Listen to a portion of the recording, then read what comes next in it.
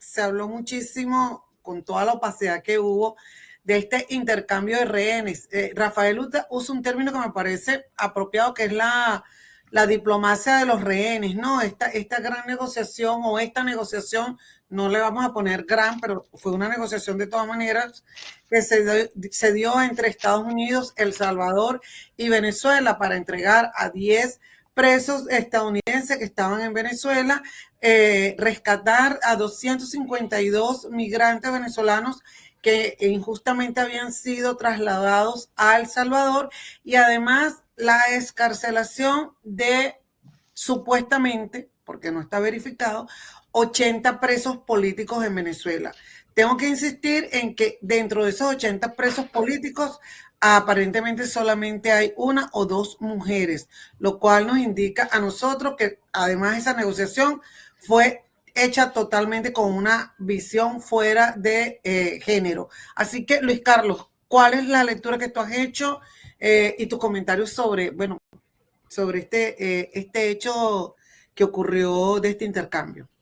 Sabes que primero hay como una capa en la que se le impide a la gente hablar abiertamente de estos temas, porque hay como una suerte de debes siempre agradecer las liberaciones y punto.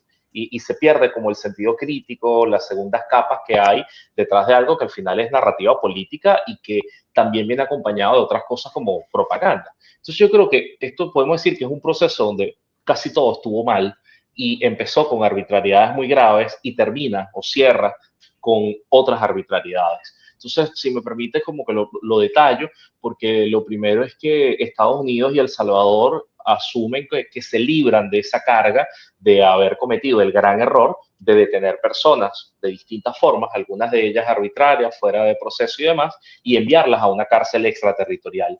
Con eso vamos a decir, las sacaron de un sistema de protección, no les permitieron nombrar abogados, estuvieron incomunicados. O sea, ahí hay una serie de cosas que en algún momento debería revisarse y debería hacerse justicia y reparación.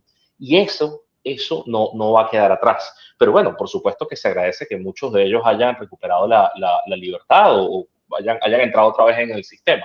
¿Qué problemas hay ahí adentro? Bueno, hay gente que estaba buscando protección en Estados Unidos, solicitando asilo en Estados Unidos. Obviamente no lo obtuvieron, fueron agredidos, pero enviarlos a Venezuela también los pone en riesgo, porque es un país que tortura, que desaparece, que persigue disidentes. Entonces hay que ver qué perfiles de riesgo hay ahí que hoy puedan necesitar protección y qué Estado los puede recibir. Y luego tienes a personas que sí estaban vinculados con crímenes. Eso no significa que esté habilitado el sistema para quitarles el derecho a la defensa y otras cosas, pero si estás ligado a crímenes en otros países y te mandan a Venezuela, existe la posibilidad de que tengas impunidad, incluso que puedas ser premiado por el aparato represor, sobre todo si hay conexiones. Entonces, esa opacidad que hay ahí es bastante grande e insisto, hay un montón de irregularidades tremendas y, por supuesto, la mayoría de la gente no tenía procesos penales, es gente inocente que tenía que ser escarcelada. Eso por el lado de Estados Unidos. Pero ¿qué pasa con Venezuela? Se habla de diplomacia de rehenes porque Venezuela está acumulando extranjeros presos para extorsionar, presionar, negociar, para tratar de modificar actitudes de otros gobiernos. Y es lamentable, digo, nosotros como venezolanos, víctimas, perseguidos, ver que también pueden doblegar a otros estados, que también pueden someterlos, que también pueden extorsionarlos. Y eso es grave, porque uno esperaría que el sistema internacional tuviese más herramientas para esto y no la está teniendo. Esta diplomacia de rehenes es tan peligrosa que en febrero liberaron a 6 estadounidenses. En ese momento se reveló que había 6 más presos. Luego se liberó a 1, que se lo llevaron, quedaron 5, y de pronto ahora te dicen que excarcelaron a 10. Entonces, ¿de dónde salen los otros 5? Significa que hay una maquinaria que no dejó de capturar ciudadanos estadounidenses, como no dejó de capturar españoles, colombianos y personas de muchas otras nacionalidades, y esa maquinaria tiene un problema. Y es que en el momento que Estados Unidos le pone un precio, porque al principio pensábamos que había sido solo por presión, pero en el momento que le pone un precio, licencias petroleras y otros favores, entonces lo que hacen es ponerle una diana a cualquier otro ciudadano doble nacional, y hay dobles nacionales en Venezuela, gringos venezolanos, y a otros extranjeros que pudiesen estar en el territorio como turistas o pasando por allí. Entonces, ese escenario de diplomacia de rehenes no se resuelve, más bien se agrava, y cierro con esto y me disculpan, y el gobierno aprovecha esto para meter un combo extra, que es ofrecerle a los opositores que el propio gobierno decidió, unos opositores elegidos por el gobierno, como los interlocutores, lo que tienen unas cuotas de liberaciones. Entonces el propio chavismo dice, mira, que hay este grupo que ayuda a liberar a estos venezolanos, tratando incluso de hacerle lobby, de hacerle campaña, de pulirlos como si fuesen los nuevos interlocutores de la oposición venezolana que necesita desplazar a la otra, ¿no? A la que está en resistencia. Entonces, por eso decía, todo mal y es un proceso lleno de arbitrariedades.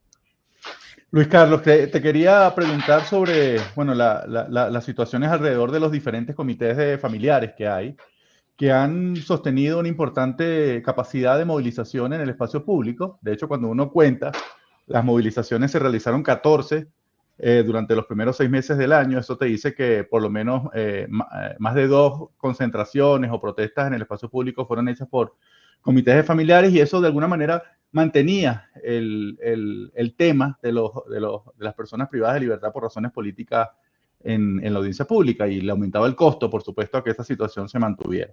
¿Cuál es tu opinión sobre el impacto que va a tener este tipo de acuerdo?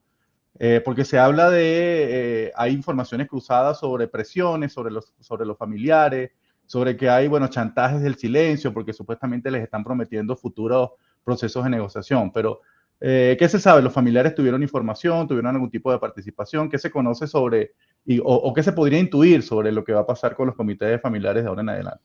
Sí, lo primero es que muchos de ellos demostraron una valentía increíble, porque además el país después del 28 de julio y después del 10 de enero es distinto al escenario que se vivía antes. Por supuesto que ha habido comités de víctimas y familiares desde hace años, desde hace muchos años, presionando, visibilizando, pero el país nuevo que extorsiona, desaparece, que es mucho más arbitrario, es grave. Y que estos grupos hayan permanecido, hayan insistido, es poderoso y es un gran mensaje. Ahora, ¿qué ocurre en el marco de esta negociación? Que, insisto, sigue siendo muy opaca y muy extraña, porque por un lado te dicen que es entre Estados Unidos y Venezuela, o entre Estados Unidos y el chavismo, pero luego aparecen unos opositores que tú dices, bueno, ¿a quién responden? A Estados Unidos pareciera que no, entonces responden al chavismo, porque ¿qué pintan acá? ¿Qué sabemos nosotros? ¿Qué información manejamos? Pues bueno, hubo pocas personas que fueron llamadas, pocas, o sea, estas decisiones se tomaron de espaldas a la mayoría de los familiares de presos políticos, fueron seleccionados políticamente por las personas que tenían estas cuotas, entonces eso es un problema. No hubo ningún criterio humanitario. Luz Meli hablaba, por ejemplo, de cuántas mujeres quedaron por fuera, o sea, las mujeres fueron excluidas y solamente se habló de una después de que salieron las primeras críticas de, hey, no hay mujeres entre las primeras personas liberadas, escarceladas, o además nadie tiene libertad plena. Entonces, es como una cosa muy, muy melcochosa cómo se trabaja, y sí, no, o sea, no hubo comunicación con familiares. El criterio fue más bien político, no humanitario, no de poner primero a las personas que están enfermas, no funcionó así. Entonces, ¿qué otra cosa hay? Familiares que sí recibieron llamadas, pero que luego no pasó nada. Es decir, les generan expectativas, les prometen cosas y luego no liberan a su familiar. Eso es peor, digamos, eso es peor a que no te llamen. Luego tienes otra gente que recibió llamadas del estilo, y digo, como defensores de información que nos llega, aunque preservamos las identidades, gente que dice que le preguntaron, oye, ¿y si tu persona presa graba algún video donde señale a los opositores en resistencia, a los opositores que están en clandestinidad y los culpa? ¿O qué pasa si asume los cargos? Eso serviría para liberarlos. Y eso es grave. Ese tipo de extorsiones, hacérsela a las víctimas, a los familiares. Bueno, porque una víctima es un náufrago que está viendo de qué tabla se agarra para salir, y cualquier cosa que le ofrezcan para liberar, pues lo va a meter en su paquete de cosas a evaluar. Entonces, ¿qué está correcto, qué no es correcto? Es algo que es difícil, porque falta acompañamiento. Entonces, esa presión, que es más bien política, que no tiene criterio de derechos humanos, es grave, causa ruido. Y luego tienes otra cosa, que es que hubo políticos visitando centros de reclusión. O sea, ahí se dan cuenta que sí hay una interlocución directa con el poder, que responden al poder y que tienen ese halo de protección como para entrar a lugares donde hay gente desaparecida, y de pronto ellos sí entraron. Ahora imagínense esa expectativa en los presos que los vieron, en los presos que supieron que estuvieron ahí y que no los recogieron esa noche y no se los llevaron. Entonces, lo que digo con esto, Rafa, es que hay como unas acciones negativas de parte de estos políticos que hay que señalar y hay que tener cuidado, porque lo que acompaña a esto es una estrategia de buscar silenciamiento. Se le dice a los familiares que se callen, que dejen de hacer campaña, que borren contenidos en redes sociales. Y esto viene de parte de políticos, empresarios y grupos sociales, civiles, cívicos, como se quieran hacer llamar, que intentan parecer buenistas, intentan como estar del lado del bien y decir a la gente cállese, guárdese, no salga, no haga ruido. Y mira, en nuestra experiencia la visibilidad es la que ha protegido más gente, no la opacidad. Entonces hay que tener cuidado y por eso levantamos la voz, porque estas medidas lo que buscan es que la gente se inhiba y mira, es suficiente con que haya una dictadura para que también ahora tenga otra gente tratando de callarse.